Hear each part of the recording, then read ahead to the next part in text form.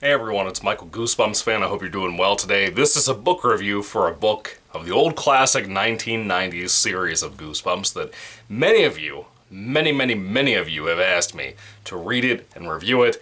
And here we are, finally, after a long time. It's also been a couple of weeks since my last video when I did the anniversary Q&A thing. I want to apologize for that. Again, my excuse is always the same. It's busy life right now. So, trying my best to keep things organized.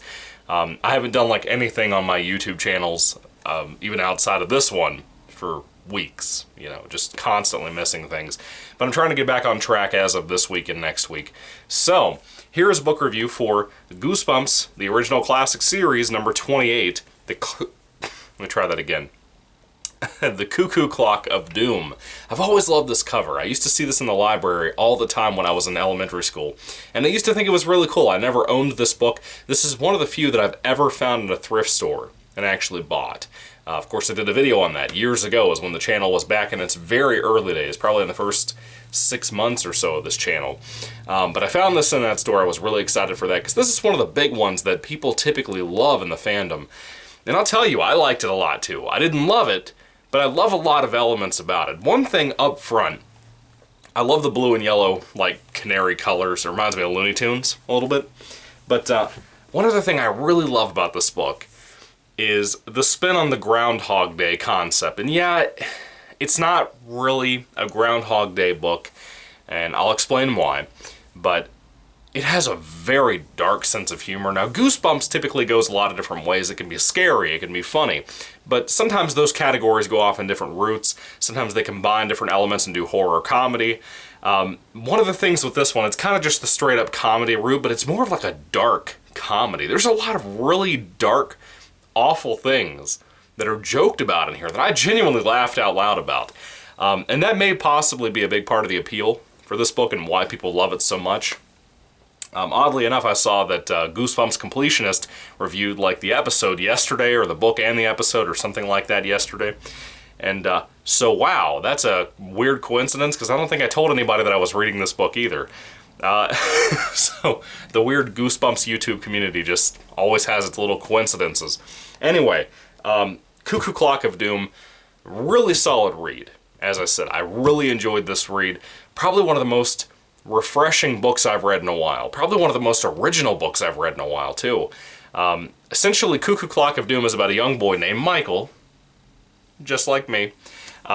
He he has a birthday party, and he also has a sister who is just awful. Her name is Tara. She's just a brat, an absolute awful brat, and as the book progresses, I like Tara even more. She's just funny. And Michael is extremely relatable. I really like this kid. I think he's genuinely one of the standout characters from these books. Kind of like Carly Beth. Not as good as Carly Beth, but a good standout character compared to what I'm used to seeing, just because of the kind of plight we watch him work his way through here. His dad, maybe a couple of days after his birthday, his dad gets a cuckoo clock that he's been eyeballing for like 15 years at this local antique shop. And he finally got a deal on it because there was some kind of flaw on this thing, and nobody can really figure out what the flaw is. But he finally bought this cuckoo clock and brought it home. And the dad immediately tells Michael and Tara, "You cannot touch this. I don't even want you in the same room as this thing right now, because I don't trust you with it, because it's my thing I've wanted forever." You know, think of that one thing you've wanted, whether it was your first house, whether it be your first car, or anything like that. And let's imagine you just immediately assume that you have family who are going to destroy this thing. That's kind of where the dad is, and I don't blame him. The dad is absolutely hysterical in here. And now, I don't really find myself being obsessed with Goosebumps parents. They're typically side plot pieces, and they typically all read the same. They all have the same persona. And that's fine. This particular book, with that dark, edgy humor to it from the 1990s, there's a lot of stuff the dad says, and the mom says too, but particularly the dad, that you could not get away with now. And it does not surprise me that this book is not in print as a re-release, because it's a really well-renowned book. A lot of people like this book, and a lot of people tell me how much they like this book. It's not hard to find. You think, if anything, that Scholastic would have re-released this one. It kind of surprised me that they hadn't until I read some of the certain portions of what the dad had said about Michael when he was a baby and stuff. It's absolutely hilarious. It has some of the best Goosebumps humor I've ever seen in my life, frankly. I loved it. I loved a lot of those parts. But anyway, the Cuckoo Clock has some weird little knobs on the side of it that have dates, like the year and stuff, and you assume, well, okay, it's to adjust the clock's time or the dates on the clock, but it turns out to be a little bit more than that. And like I said, this is kind of playing into the idea of the Groundhog Day twist that I'm talking about. Now, usually a Groundhog Day story is kind of like what people refer to as, you know, the Groundhog Day movie with Bill Murray, which essentially is one guy living the same day over and over and over again. We've seen millions of different versions of this. I've done some book reviews here on the channel for things like Goosebumps videos where we've talked about some stuff like that. And I hate those stories, frankly. Very rarely do I see one that I actually like, or one that actually does it well or makes it interesting. Because after a while, I don't care what I'm watching. By the way, I've never seen Groundhog Day with Bill Murray, but I know about it. I know the general concept. But things like, there's that one Tom Cruise movie, Edge of Tomorrow, and it's the same thing over and over and over again. I get so bored with movies like that. I get bored with books like that. This does a little bit of a spin on that. You kind of think it's going to be that kind of concept, and it turns more into Michael going in reverse into his life. Like, he'll live tomorrow, today, and then he'll live the day before tomorrow, and he's like living each day in reverse. And it kind of jumps around on what times that he's going to live, but it keeps reverting to his past, and he's getting younger and younger, and as he's getting younger and younger, he's also getting smaller and smaller. Of course, this is a spoiler-free review. I don't want to tell you too much. I think I kind of already have, but not enough to ruin the book for you.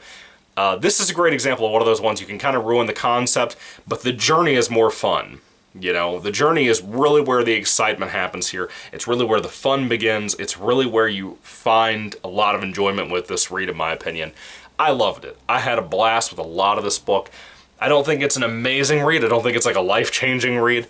But man, it gets tense. It has some dark humor in here that I absolutely love. There's some really good close call moments where you really think that Michael's going to succeed or fail or something like that. And then he just gets his feet kicked out from under him, and it's hysterical. It cracks me up.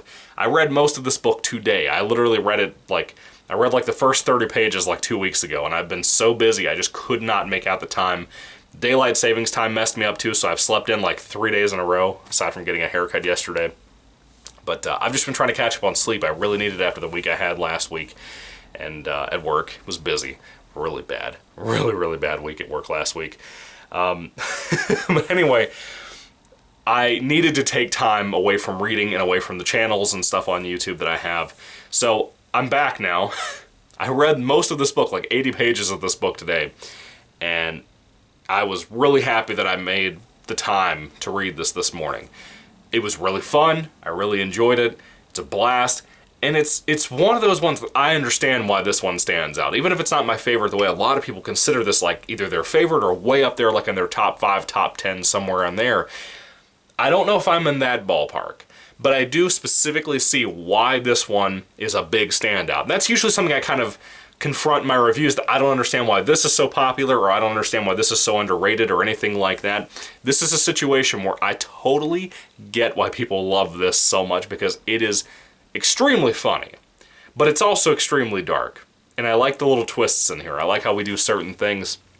And the ending is really satisfying too.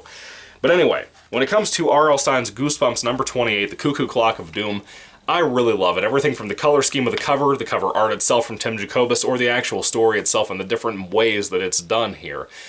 I was very impressed with this. I was very excited to read this, but I was very impressed with what I got. And now I'm going to go watch the TV episode and do a review on that as well, hopefully.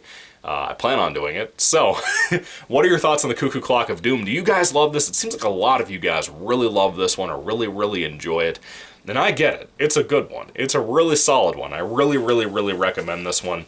If I had to rate the Cuckoo Clock of Doom on a 5-star basis, I'd give it easily a 4 out of 5 stars. Really solid read, really fun read, and that's really all I ask, as long as I'm having fun. But this is a really special case of fun. And it has to me, there's not really any kind of flaw or anything in here. I just don't think it's amazing and deserves like a 5 out of 5. It's just a really good one. A really, really good one. It was very refreshing, like I said. I like to use that word for this. But yeah, what are your thoughts on this? I'd love to hear what you guys have to say about this one. Put your thoughts and comments down below, and I'm sorry again for the delays on the videos. I hope to get back in the spirit of this channel and do some more work on here. And of course, you'll be getting your TV episode review as well. Anyway, thank you guys for watching. God bless you guys. What did you think about the book? And goodbye.